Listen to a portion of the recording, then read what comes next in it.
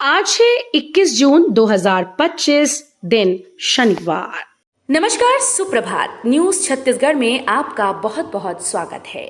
इससे पहले आप छत्तीसगढ़ के कौन से जिले से न्यूज को देख रहे हैं, कमेंट में हमें जरूर बताइए। साथ ही डेली अपडेट रहने के लिए चैनल को सब्सक्राइब जरूर करें। केंद्रीय गृह मंत्री अमित शाह 22 जून को आएंगे छत्तीसगढ़। नक्सल हिंसा में शहीद के परिजनों से करेंगे मुलाकात। देश के गृह मंत्री अमित शाह छत्तीसगढ़ आ रहे हैं। इसकी तैयारियों को लेकर शुक्रवार को सीएम विष्णुदेव साय ने हाई लेवल मीटिंग ली। अमित शाह 22 जून को आएंगे। शाह नक्सल हिंसा में शहीद हुए पुलिसकर्मी अधिकारियों के परिजनों से मुलाकात करेंगे। राजनांदगांव में अंतर्राष्ट्रीय योग दिवस की तैयारी। आज दिग्विजय स्टेडियम में होगा सामूहिक योगाभ्यास। राजनांदगांव में अंतर्राष्ट्रीय योग दिवस की तैयारियां जोरों पर हैं। कलेक्टर डॉक्टर सर्वेश्वर नरेंद्र भुरे ने कलेक्ट्रेट सभा कक्ष में अधिकारियों की बैठक ली। बैठक में एसपी मोहित गर्ग, वन मंडलाधिकारी आयुष जैन और जिला पंचायत सीईओ सुरुचि सिंह मौजूद रहे। युवाओं के इनोवेटिव आइडियाज को उड़ान देगा आई हब। 22 को मिलेगी फंडिंग।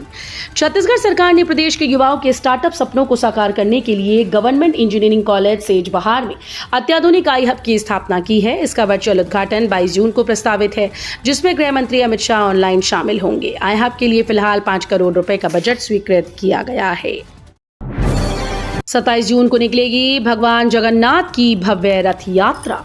रेलवे क्षेत्र स्थित भगवान जगन्नाथ मंदिर में इस वर्ष रथ यात्रा का 29वां वर्ष विशेष धूमधाम से मनाया जाएगा। मंदिर समिति ने इस बार भगवान जगन्नाथ के लिए स्वर्ण श्रृंगार मंगवाने का निर्णय लिया। 27 जून को रथ यात्रा निकाली जाएगी, जबकि इसके पूर्व 26 जून को भगवान का नेत्रोत्सव संपन्न होगा। भगवान जगन्नाथ की इस रथ यात्रा को लेकर श्रद्धालुओं में उत्साह है। खेती किसानी बचाने सड़कों पर उतरे खपरी के ग्रामीण। एथेनॉल प्लांट लगाने के खिलाफ प्रदर्शन। जिले के ग्राम खपरी के सैकड़ों ग्रामीण आज कलेक्टर कार्यालय पहुंचे और गांव में प्रस्तावित एथेनॉल प्लांट लगाए जाने के विरोध में अपनी बात रखी। ग्रामीणों ने स्पष्ट रूप से कहा कि इस उद्योग के लगने से उन्हें कई तरह के नुकसान होंगे, खासकर खेती किसानी पर इसका सीधा असर पड़ेगा। उन्होंने कलेक्टर अभिजीत सिंह से मांग की कि इस प्रस्ताव को तत्काल निरस्त किया जाए। शारदा धाम को पर्यटन स्थलों की लिस्ट में किया शामिल। जल्द ही किया जाएगा विकास कार्य। छत्तीसगढ़ और झारखंड के अंतर्राज्यीय सीमा पर स्थित प्रसिद्ध धार्मिक व प्राकृतिक पर्यटन स्थल शारदा धाम को मुख्यमंत्री विष्णुदेव साय के निर्देश पर छत्तीसगढ़ टूरिज्म बोर्ड ने राज्य के चिन्हांकित पर्यटन स्थलों की सूची में शामिल कर लिया। पर्यटन बोर्ड ने इसके लिए परिपत्र जारी कर दिया है। छत्तीसगढ़ में डिजिटल कोड की नई पहल। राजनांदगांव समेत 4 जिलों में डिजिटाइजेशन सेंटर शुरू। छत्तीसगढ़ उच्च न्यायालय बिलासपुर के मुख्य न्यायाधीश न्यायमूर्ति रमेश सिन्हा ने वर्चुअल माध्यम से राजनांदगांव जिला और सत्र न्यायालय में डिजिटलाइजेशन और स्कैनिंग सेंटर का उद्घाटन किया। इस सेंटर में न्यायालय के सभी रिकॉर्ड और फाइल्स स्कैन करके डिजिटल फॉर्मेट में रखी जाएंगी। इससे अपील कोर्ट में प्रकरणों की सुनवाई के दौरान डिजिटल फाइल्स आसानी से उपलब्ध हो पाएंगी। पीसीसी अध्यक्ष के दौरे के बाद रेत भंडारण की अनुमति रद्द। धमतरी में अवैध भंडारण पर कार्रवाई। छत्तीसगढ़ के धमतरी जिले में अवैध रेत भंडारण के खिलाफ प्रशासन ने बड़ी कार्रवाई की है। प्रदेश कांग्रेस कमेटी के अध्यक्ष दीपक बैज के दौरे के बाद 2 रेत भंडारण की अनुमति निरस्त कर दी गई। इन भंडारणों में स्वीकृत रकबे से अधिक रेत रखी गई थी। प्रशासन ने 23 वाहन और 4 चैन माउंटेन मशीन जब्त की। साथ ही 5000 घन मीटर से अधिक भंडारण को भी जब्त किया गया।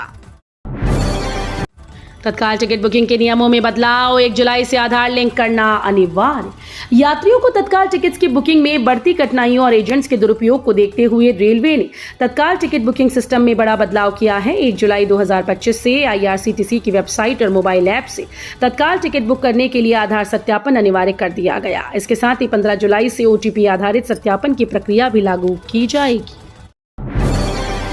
सरगुजा कांग्रेस ने निकाली शिक्षा न्याय यात्रा। घेरा DEO कार्यालय।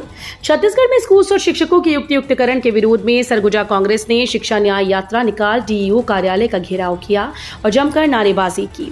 पुलिस का घेरा तोड़कर कांग्रेसी DEO कार्यालय के अंदर घुस गए। पूर्व डिप्टी CM TS सिंहदेव ने कहा कि सरकार प्रदेश में आय के संसाधन बढ़ाने में अक्षम है।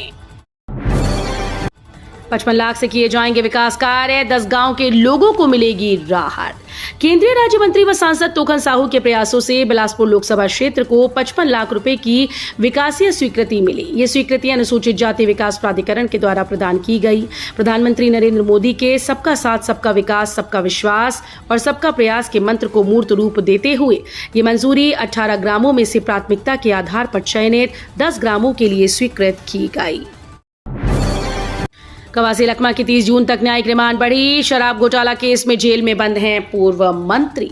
कवासी लखमा की 30 जून तक कोर्ट ने न्यायिक रिमांड बढ़ा दी। शराब घोटाला केस में पूर्व मंत्री लखमा सेंट्रल जेल में बंद हैं। बताया जा रहा है कि एसीबी ईओडब्ल्यू लखमा के खिलाफ चालान पेश करेगी। इसके पहले लखमा को वीडियो कॉन्फ्रेंसिंग के जरिए कोर्ट में पेश किया गया था, जहां कोर्ट ने दोनों पक्षों की दलीलें सुनी थी।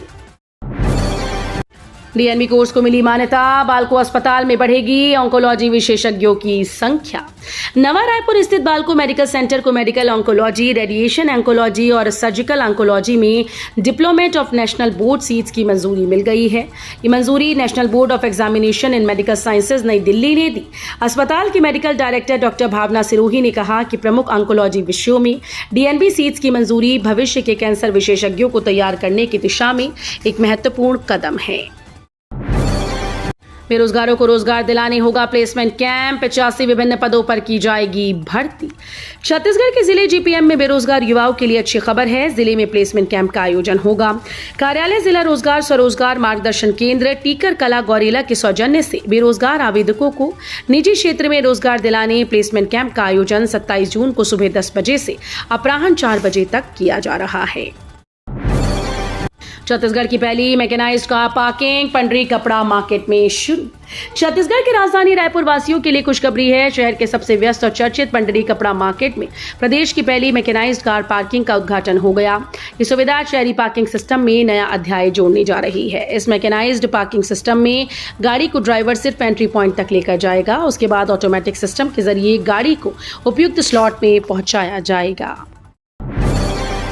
छत्तीसगढ़ में कोरोना के नए मामलों ने फिर बढ़ाई चिंता। रायपुर में सबसे ज्यादा केस। छत्तीसगढ़ में एक बार फिर से कोरोना संक्रमण के मामलों में धीरे धीरे बढ़ोतरी देखी जा रही है। स्वास्थ्य विभाग से मिली जानकारी के अनुसार मंगलवार को प्रदेश में 11 नए कोरोना पॉजिटिव मरीजों की पुष्टि हुई। इसमें से 10 मरीज रायपुर जिले से हैं, जबकि एक मरीज बिलासपुर से सामने आया। 1 नवंबर से शुरू होगा भोरमदेव अभ्यारण्य। 50 किलोमीटर सफारी का रूट तय। वन विभाग की तैयारी जोरों पर। भोरमदेव अभ्यारण्य में लंबे अंतराल के बाद एक बार फिर से जंगल सफारी प्रारंभ करने की तैयारी है। वन विभाग की ओर से इसकी कवायद शुरू कर दी। लगभग 1 नवंबर से ठंड के मौसम के साथ ही शुरू कर दिया जाएगा। भोरमदेव अभ्यारण्य में जंगल सफारी चलाने के लिए वन विभाग की टीम द्वारा ट्रैक सर्वे भी किया जा चुका है। छत्तीसगढ़ में मकान बनाने की प्रक्रिया हुई आसान। सरकार ने बिल्डिंग परमिट सहित इन शुल्कों से दी राहत। छत्तीसगढ़ सरकार ने गरीब और कमजोर आय वर्ग के लिए बड़ा फैसला लेते हुए प्रधानमंत्री आवास योजना शहरी 2.0 के तहत मकान निर्माण को लेकर सभी जरूरी प्रक्रियाओं को आसान कर दिया है। अब आवेदन की ऑनलाइन प्रक्रिया से छूट दी गई है और साथ ही भवन अनुज्ञा, विकास शुल्क और अन्य शुल्कों से पूरी तरह से राहत प्रदान कर दी गई। नेशनल हाईवे पर अवैध कब्जा। विभाग ने 50 लोगों को थमाया नोटिस। बालोद जिला मुख्यालय में नेशनल हाईवे पर अवैध कब्जा हो गया है। कोई सड़क पर दुकान लगा रहा है तो कोई सर्विस रोड पर पार्किंग स्थल बनाकर गाड़ियां खड़ी कर रहा है। इससे सड़क संकरी होती जा रही है। इसे देखते हुए विभाग ने गंजपारा से कॉलेज मार्ग तक कब्जा करने वाले 50 लोगों को नोटिस जारी कर दिया है और कब्जा हर हाल में हटाने को कहा है। मोरगांव मोर पानी महाअभियान। कबीरधाम ने जल संरक्षण में बनाए 2 वर्ल्ड रिकॉर्ड।